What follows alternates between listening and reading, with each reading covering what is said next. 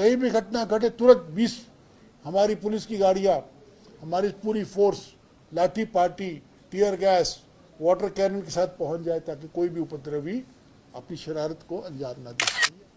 हम किसी भी सोशल मीडिया, उसको कहते हैं सोशल मीडिया के उपद्रवियों को हम रियल जमीन के उपद्रवियों से भी ज़्यादा खतरनाक मानते हैं, क्योंकि उनकी रीच बहुत ज़्यादा है। सीजीएल परीक्षा में भी जिस प्रकार के डिजिटल फुटप्रिंट लोगों ने यूज़ किया, सबको हमने पकड़ लिया। करीब 8-9 आदमी हम लोग अरेस्ट किए और 3-4 और अभी अरेस्ट की। खुराफाती परेशान करने वाले अपराधी, पूर्व के चिन्हित दागी लोगों की सूची है और तरह तरह की उसमें है, कहाँ पे पत्थर इकट्ठा हो सकता है, कहाँ पे लोग डिस्टर्ब कर सकते हैं, कहाँ पे रूट को लेके प्रॉब्लम है और इसके कंट्रोल रूम कैसे काम करेगा, जो पुलिस की गाड़ियां हैं, पुलिस के कंट्रोल व्हीकल्स हैं, उनका डिप्लॉयमेंट कैसे होगा, फोर्स का डिप्लॉयमेंट कैसे होगा, लाठी का प्रयोग कैसे होगा, बॉडी प्रोटेक्टर्स, हेलमेट इत्यादि कैसे होगा, होमगार्ड का कॉल अप कैसे होगा, ये सारी चीज़ों पर डिटेल्ड रिव्यू प्रत्येक जिला में किया गया है। और हम लोगों ने सभी एसपी को निर्देश दिया है कि हर प्रकार की अनावश्यक छुट्टी पुलिस की को रद्द किया जाए। इसके अलावा जो विभिन्न नॉन पुलिसिंग में पुलिस के लोग जो रहते हैं, फॉर एग्जांपल कार्यालयों में या स्टिक ऑर्डरली में या फ़ोन ड्यूटी में या डाक ड्यूटी में, इस प्रकार की जो ड्यूटी है सबको वर्दी पहना करके डिप्लॉयमेंट किया जाए। और इसके अलावा मुख्यालय से भी हम लोग जिन जिन ज़िलों को अतिरिक्त फोर्स की आवश्यकता है उसको हम लोग फोर्स उपलब्ध करवाने जा रहे हैं।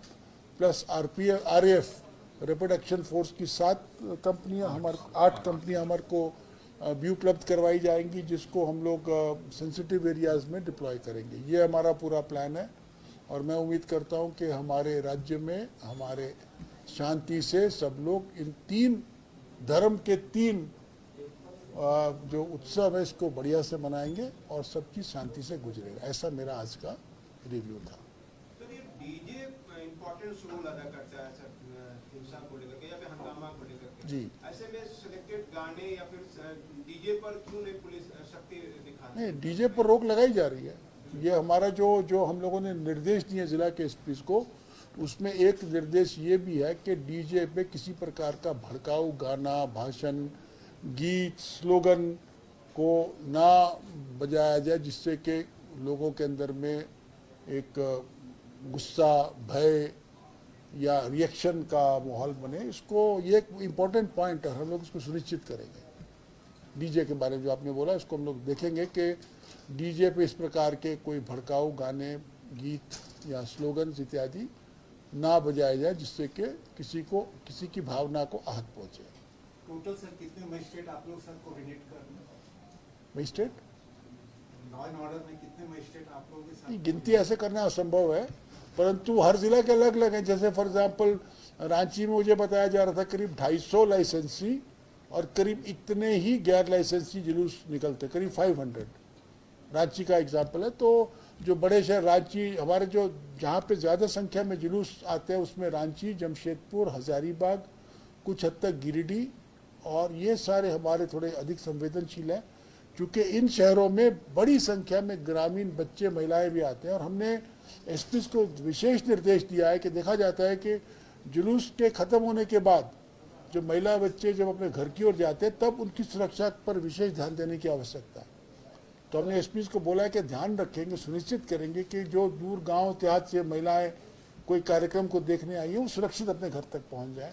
इसको सड़क में पेट्रोलिंग होते रहनी चाहिए, पुलिस की उपलब्धता होती रहनी चाहिए। प्लस मैंने ये भी बोला है कि जो बल को छोटी छोटी टुकड़ियों में बांट करके पूरे क्षेत्र में ना उसको बांटे, बल्कि उसको बड़ी संख्या में मोबाइल रूप पे, जिसको हम लोग कहते हैं फोर्स मल्टीप्लायर, कहीं भी घटना घटे तुरंत 20 हमारी पुलिस की गाड़ियाँ, हमारी पूरी force lathi party, tear gas, water cannon के साथ पहुँच जाए ताकि कोई भी उपद्रवी अपनी शरारत को अंजाम ना दे सके। ये हमारा प्लान है।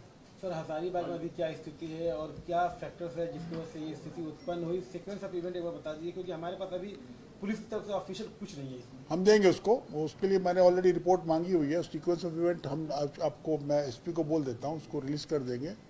देखिए, हजारीबाग में जो घटना घटी नहीं होनी चाहिए। मैं जैसे कहता हूँ कि यदि राज्य को बांटा जाए तो 2 तरह के घटना, एक है एक्सपेक्टेड, एक अनएक्सपेक्टेड। एक्सपेक्टेड मायने ऐसे ट्रबल स्पॉट जो पूर्व से चिन्हित है, जहाँ पर की घटनाएं हो सकती हैं। तो हजारीबाग वाली घटना भी ऐसी जगह पर है जहाँ पे मतलब पूर्व में हो चुकी हैं घटनाएं। तो इन जगहों पर तो घटनाएं बिल्कुल नहीं होनी चाहिए। दूसरा, अनएक्सपेक्टेड कोई ऐसा गांव है, कोई ऐसा मोहल्ला जहाँ पूर्व का कोई इतिहास नहीं है, क्या घटना घटी। तो मेरा कहना है कि एक्सपेक्टेड में डिप्लॉयमेंट बढ़िया किया जाए और अनएक्सपेक्टेड में पुलिस का रिएक्शन बढ़िया होना चाहिए। अगर कहीं घटना घट जाती है तो हमारा इंफॉर्मेशन सिस्टम इतना अच्छा होना चाहिए कि घटना घटने के तुरंत बाद हमारा कंट्रोल रूम, हमारी मोबाइल फोन्स, हमारे सीनियर अफसर, मोबाइल गाड़ियां तुरंत उस घटना पर पहुंच करके घटना को कंट्रोल कर सके। ये हमारा प्लान है। सर अभी स्टेटस क्या वहाँ पर, क्या स्थिति है? अभी शांति है वहाँ पर। और फायरिंग की घटना इंपॉर्टेंट होती है। पर्व त्योहार के आसपास में फायरिंग की कोई भी घटनाएं होती हैं तो उसका रिएक्शन भी दिखता है। कांके में भी अभी फायरिंग हो गई है। अनिल टाइगर नामक पूर्व जिला परिषद के सदस्य है, उसकी जी। हत्या हो गई। इसको किस तरह से रोका? अभी मेरे को जस्ट खबर आई है, अभी हम लोग जांच करवा रहे हैं इसका। देखिए, एक बात आप जान, दुखद है घटना, हत्या बहुत दुखद है, परंतु ये भी सत्य है कि रांची में जितनी भी इंपॉर्टेंट घटनाएं आज तक घटी है, लगभग सभी का उद्भेदन हुआ, सब में लोग पकड़े गए हैं, इंक्लूडिंग अभी वो जो एक मिश्रा जी पर फायरिंग हुआ था उस पर भी लोग पकड़े गए हैं। तो घटनाएं रुकनी चाहिए, नो डाउट, और घटनाएं घट जाए तो उसके बाद में अपराधियों को पकड़ना चाहिए। और मेरा मानना है कि घटना घटने के बाद यदि सही अपराधी पकड़े जाते हैं तो वो भी घटना को रोकने में भविष्य के लिए बहुत बड़ा एक सहयोग करेंगे। परंतु ये दुखद घटना है। मैंने अनिल टाइगर को मैं भी पर्सनली जानता हूँ, बहुत दिनों से मैं जानता हूँ, और वो बैडमिंटन प्लेयर भी है मेरे ख्याल से। तो बैडमिंटन पे खेलता था, देखा, मुझे बहुत दुख हो रहा है। मुझे नहीं मालूम है कि उसकी हत्या हो गई है, मुझे बताया गया वो इंजर्ड है, लेकिन अभी डेथ कर गया। दुखद है ये, और हम लोग हत्यारों को पकड़ेंगे, सजा दिलाएंगे, ये मेरा वायदा है। ओके तो सोशल मीडिया इंपॉर्टेंट रोल है जी। क्या कुछ राज्य का तरफ से सजेशन रहेगा, अपील रहेगा कि सोशल मीडिया पर नजर पुलिस की पैनी रहेगी? बहुत अच्छा सवाल आपने किया सोशल मीडिया पर। उसमें देखिए, मैं ये बताना चाहता हूँ सभी आप लोगों के माध्यम से कि सोशल मीडिया को एक मजाक नहीं समझें। लोग समझते हैं कि सोशल मीडिया में गुमनामता, ऐसी कुछ भी नहीं है। अगर आप समझते हैं कि आप कोई फेक आईडी बना करके किसी के खिलाफ भी कुछ पोस्ट कर सकते हैं तो आप बहुत बड़ी गलतफहमी में, चूँकि फेक आईडी को भी ट्रेस किया जा सकता है और हम लोग करेंगे। और हम निश्चित रूप से ऐसे लोगों पर जो कि सोशल मीडिया के माध्यम से किसी भी प्रकार का कम्युनल डिस्टर्बेंस करते हैं, उन पर कड़ी कार्रवाई हम लोग करेंगे, उन पर हम FIR करेंगे, उनको जेल भेजेंगे। हम किसी सोशल मीडिया, उसको कहते हैं सोशल मीडिया के उपद्रवियों को हम रियल जमीन के उपद्रवियों से भी ज़्यादा खतरनाक मानते हैं, क्योंकि उनकी रीच बहुत ज़्यादा है। अगर एक गांव में एक व्यक्ति किसी दूसरे से लड़ता है तो वो घटना एक गांव तक सीमित है, परंतु यदि कोई व्यक्ति सोशल मीडिया पर कोई भड़काऊ पोस्ट करके हजारों आदमियों की फीलिंग्स को आहत करता है तो वो एक व्यापक वो है, उस पर हम NSA-CCA भी लगाएंगे।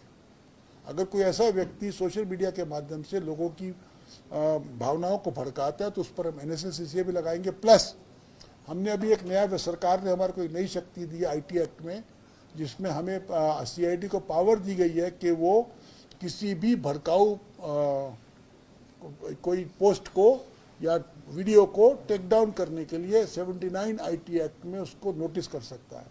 और यदि उस नोटिस का कंप्लायंस वो नहीं करती है, वो सोशल मीडिया प्रोवाइडर, उस पर भी FIR की जा सकती है। इसलिए आप लोगों के माध्यम से मेरा सभी हमारे झारखंड वासियों से विनम्र अनुरोध होगा कि कृपया ये ना समझें कि सोशल मीडिया पे गुमनाम है, अननोन है।